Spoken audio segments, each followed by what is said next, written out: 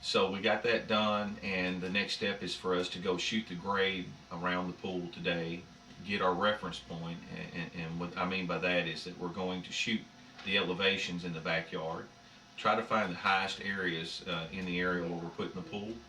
We'll raise the pool level up approximately 2, 4, 6 inches above the highest level of the yard, based on the structures around the pool, which may be a back porch or patio. Usually we'll shoot those too. We'll make sure that the pool is elevated enough that the concrete has 1/4 of an inch fall per foot to a certain extent. Usually 4 to 6, 8 feet. Sometimes you won't go quite as much fall as it would require. 8 feet would be 2 inches. That might be just a little too much of fall in an 8 foot area. So we look at that through the contractors that we get to do the concrete to allow the proper fall for the concrete. If there's a lot of concrete in these areas, we put what I call a deck drain in, and the deck drain will allow water to fall from two directions to the drain and run out in the area. If we pour concrete to the uh, existing decks, we always put a drain system in there, usually a deck drain. What we do before we start building a pool, getting back to that, is we're at the stages now where we're going to go in and we're going to dig the swimming pool today. That'll be the next step. We have a checklist that we use, and this is a truck checklist. Before we leave every day, the truck checklist is checked off and made sure that we have all these items on the truck. The dig day, which is going to be today, we have a dig day checklist. The dig day checklist consists of the transit pole, hammer, paint, rebar, string, flat bottom shovels, sharpshooters, which is a shovel, tamper, rakes, 50-foot tapes, 25-foot tapes, plumb bob, folding rule, hard hats. You put your ladder together usually that day, which is the swimming pool ladder. We put the bolts together for the kit. We put the braces together that help square and align the walls. And we make sure that we have all the right panels that are to be put in place. This is the checklist that will be done on day 1. Which one do you think? On day 2, which is tomorrow, we'll go over the checklist for day 2, which is setting the panels and what we need to do that.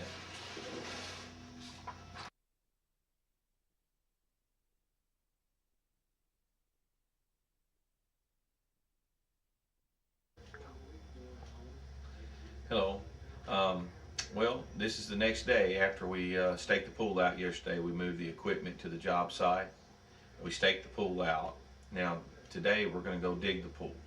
We're going to shoot the grade in the backyard. So what we're going to do is shoot it, try to find our highest areas in the backyard. Then we're going to set our grade pole to the depth of the panel, which will be 42 inches, and then go from there to the 8-foot mark. Now, usually when you dig a pool, you over dig the deep end a couple, 2 to 4 inches over dig, so you can allow for your pool base or your sand and cement bottom that we'll be talking about later. So we'll get back to the dig today. Hello, this is Mike Alford, Mike's Pools and Spas again. Yesterday we staked out the swimming pool, as you've seen. And this morning the guys have came in. I've got them out on the job. They're actually going to shoot the grades right now. We'll be joining them here shortly. What we're going to do today is dig the swimming pool. The grade shots is very important that you get your elevation right on the swimming pool in the backyard. If you don't have the pool elevated enough, you could possibly get water during a hard rain actually overflow into the swimming pool. You really don't want that to happen. So you've got to make sure that you do elevate your swimming pool high enough that you won't have that happen. You've also got to take in consideration that your concrete is 4 inches thick. You've got to take that in consideration when you're shooting elevation. So what we're going to do is we're going to go in there, we're going to shoot the grades, we're going to find our highest levels in this backyard. There's also other reference points that you may be interested in looking at, which would be an existing patio, and ask the homeowner if they've ever had water on top of that concrete in their backyard. It's always a good idea to ask the homeowner a lot of questions before you set your grade. So what we're going to do is check this out today. We're going to see what it looks like, and we'll make a decision on what the elevation should be based on what's there today. They've got a back porch and they have the pool house already built. I'm sure we're not going to try to adjust the pool to match those levels because the porches were built up, and so we're just going to try to get it in there and make it look like they built the house and the pool house around the swimming pool. We'll talk about that on the job site. What we do to help make sure that our day goes better before we ever leave the store and get in the trucks and leave here is to make sure that we follow through with our checklist. This is a checklist that we do daily during our construction. What we do is a step-by-step pool installation. So the first day is dig day for us, and that's what we're going to do today. And on the dig day checklist, you can see here that we have got to have the transit, the pole, grade pole. You got to have hammers, paint, rebar, string, flat bottom shovels, sharpshooters for trimming. You got to have the tamper to tamp the loose dirt, rakes, 50-foot tapes, 25-foot tapes, plumb bob, folding rule, hard hats. You also have a couple other things listed here, like we put our ladders together while we're there, or slides, or any accessories that are going to be put on the pool. We'll assemble them on dig day. We also put our bolts together so they're easy to grab and when we're assembling the panels for the next day. We put the braces together because they have to be assembled, and we make sure that all the panels are there on the job site that we're going to need to assemble the pool on the second day. We'll get to that tomorrow. We're fixing to head out to the job site and join CJ and the rest of the guys.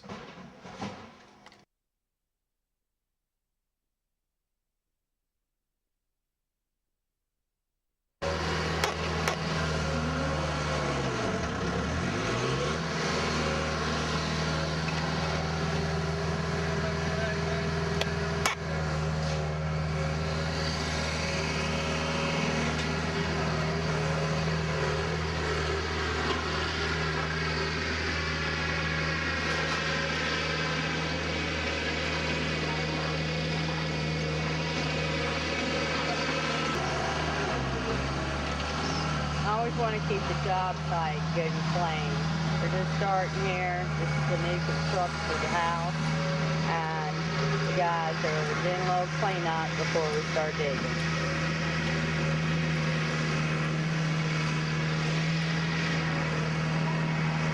Mike's removing a bunch of debris and piling it up. Guys are picking the area up.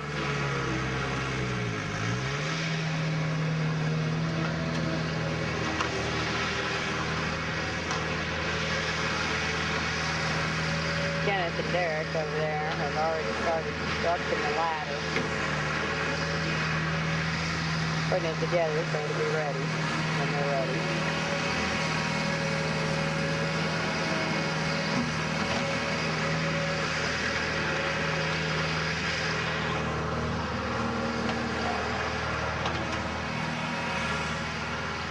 The ladder construction.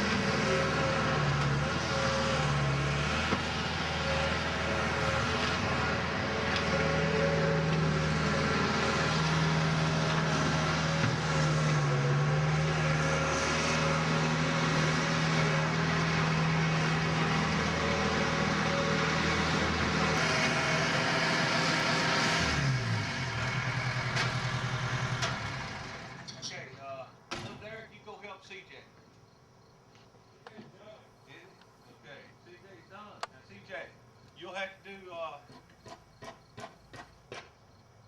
we got everything prepped, shot, and everything in here, y'all, that we've got. As long as there ain't nothing, when we cover up, I'm gonna be filling in with sand, so I don't want no trash. Grab a wheelbarrow.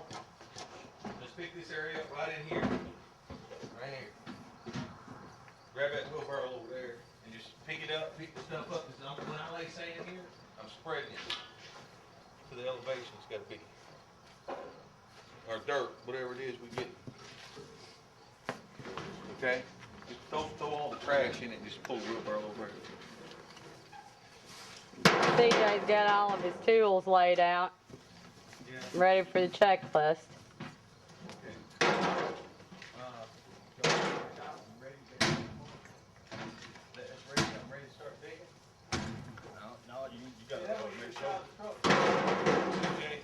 Alright, get all the tools. Alright, go ahead and One branch, all branches okay. Now, you get your guys doing, demonstrate the brace. Get it ready. Everybody fall in place. Rod will be doing that. You're gonna tell them what we need, CJ. Yeah, but you go ahead and do it on the job site now. But you're checking it off now. Okay. This is a list of everything that you're going to need on dig day. What I've laid out here is some of everything that's on this list, in case you're unfamiliar with any of it. Okay, first thing is the transit and pole. We use a laser transit. It beeps when you get to the right level. Flat lines. If you're a little high, beats fast. If you're a little low, beats a little slower. There's a transit, there's a pole. Like I said, it's a laser transit, if you can get a view of that. You want to always set that transit up on the deep end, because you always start from the deep end and dig your way back with a backhoe. So you want to make sure you get your transit out of the way where it's not going to be hit by anything, because once you knock it off level, you got to reset everything again. So you put all that stuff on the deep end away from everything. Next thing on the list is hammers. We need a few hammers, shop hammers. With paint, rebar, masonry string. Okay, you got flat bottom shovel. This is for removing the loose debris that's in the pool as you trim and stuff. Sharpshooters used for trimming the edges, as you'll see a little later on during the day after we dig the hole. But this is a sharpshooter. This is what you use to trim. You got your rake. Rake's good for leveling your ledge, as we'll demonstrate a little later on during the video. A tamper. You want your ground to be good and compacted. Once you get everything done, you don't want it to sink none, because if you do, your concrete will sink and it causes cracks in your pool along the bottom under the liner. So make sure you got either a hand tamper or a gas tamper. We got a gas tamper, but you can do it with this right here just as good. And of course a pick for that hard ground. When you get that hard ground, if you got a lot to take off the walls, nothing help you no better than a pick. And of course, safety first. If you're going to be working around heavy equipment, you want to make sure you got a hard hat. Safety first. Of course, you're going to need a few 100-foot tapes, 50-foot tapes, 25-foot tape. You'll need a plumb bob to get your inner measurements down in the hole, because you got to pull from your ledge, as you'll see later on in the video. That's pretty much all you got to have at this point. So, Okay, can we in? All right, CJ here just got through showing you what you had to have to start on dig day. And we're doing this new pool here in a new house. So the contractors, some of them, they leave a mess. So we've been having to clean it up first before we start. And then we're fixing to let CJ tell you about our shooting the grade and at what level we're going to put the pool out of the ground. And I'm going to let CJ take that over. Just always remember, cluttered job site, cluttered mind. Keep everything clean and neat around the job, and you'll be able to find whatever you need at any time. Gotta get, Previously, we come, what you want to do is you want to find the highest point in your yard. Do that. Basically, just get your pole, whatever you think your highest point is. Start there. Pretty close to the highest point right there. So you just go around, just check all the way around the perimeter of the pool. Make sure there ain't no spot that's any higher than what you set your pole at. Of course, all this is humps and bumps. All that'll be taken away as we do. You want to find the flattest, highest part of the yard.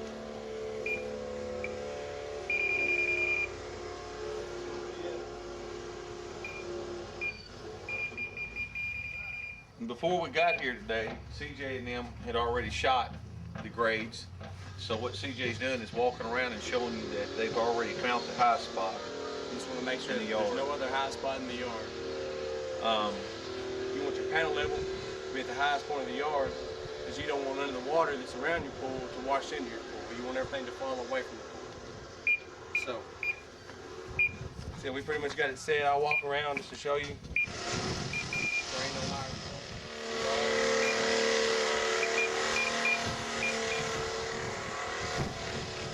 you notice that he's out from the 2-foot overdig that we have for the pool because he's taking in consideration the concrete and how far the concrete's going to be poured back from the water's edge.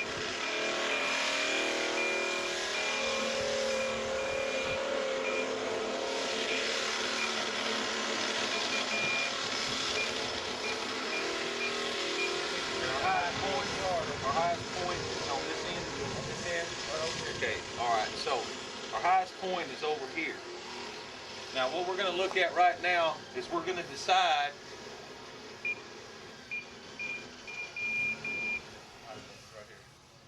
okay. Now we're going to take and decide where we're going to set this. This will represent the bottom. This will represent the bottom of the panel, and the panel is 42 inches in height.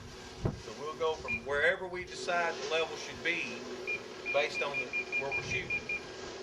42 inches up on up to the 8'2". We'll overdig the pool 2 inches in the deep end, but it'll probably be more like 8'6" when we're through with the overdig. So always remember when you're working with the transit, you move it up, you're going down in elevation. Move it down, you're coming up in elevation.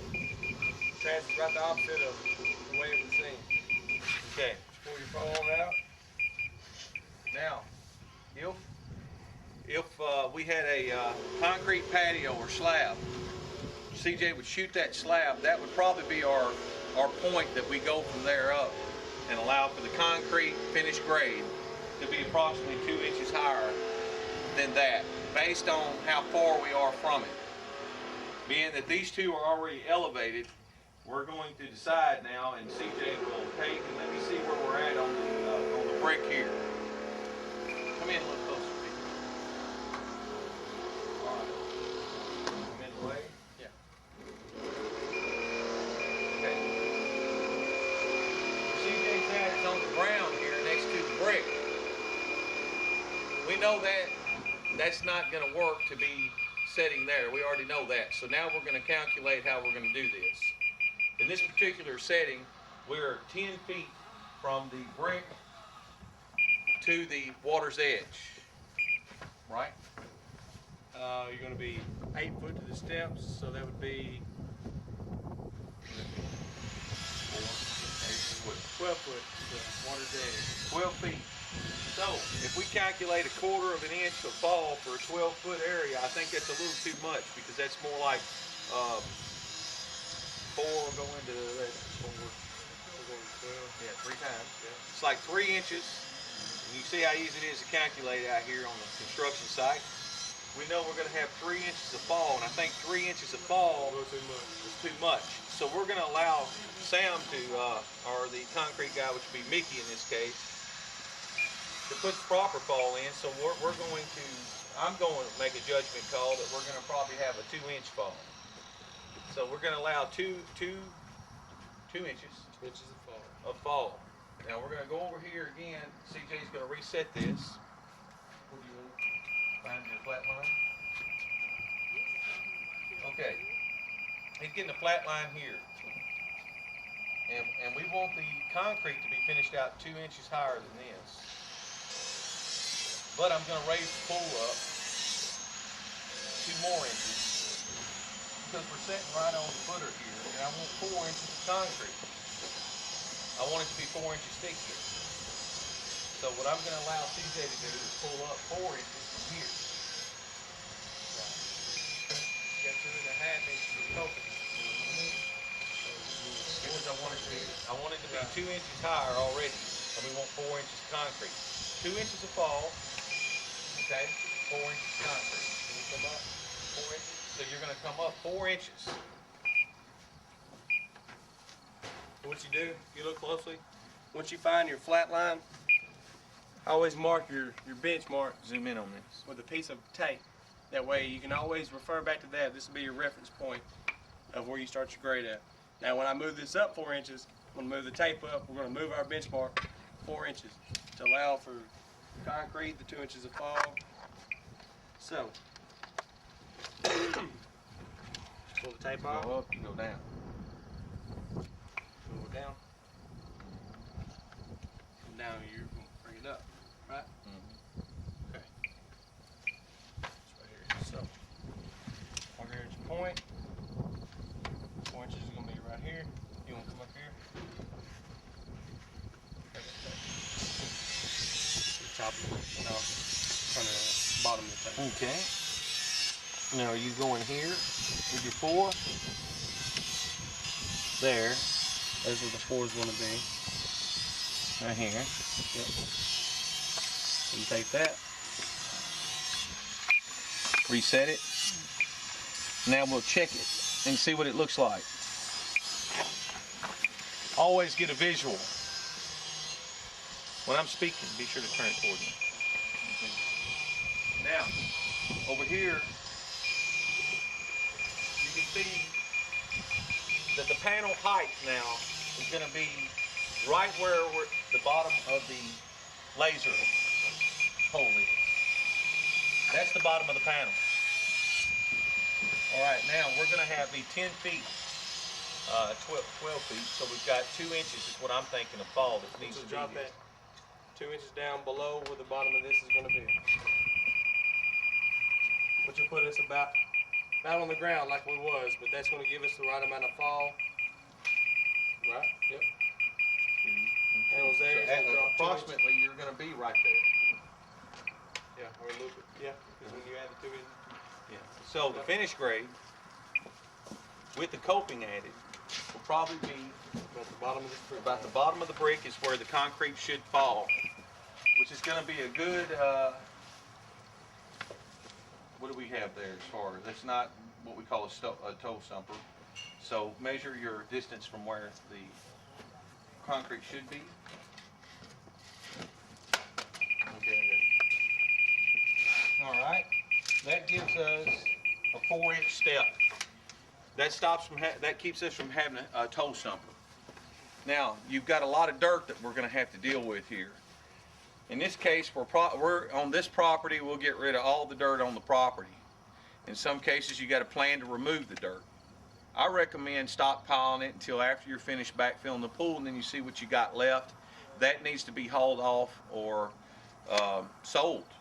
A lot of times you can sell it if you plan ahead. But you don't want to get rid of your dirt before you get done backfilling your pool. What you'll wind up having is you'll have holes around your pool and you done got rid of your dirt. Now you don't have nowhere to put it. So Right. always keep your dirt stockpiled over to the side, out of your way till you get done backfilling your pool. And then once your pool's backfilled and you know that you've already used all your dirt, then you'd want to get rid of it. And I recommend leaving a small pile for after the concrete's poured, so you can fill in around the concrete. Let's just show them what we're looking at now. Basically around the pool, when you're looking at pouring concrete,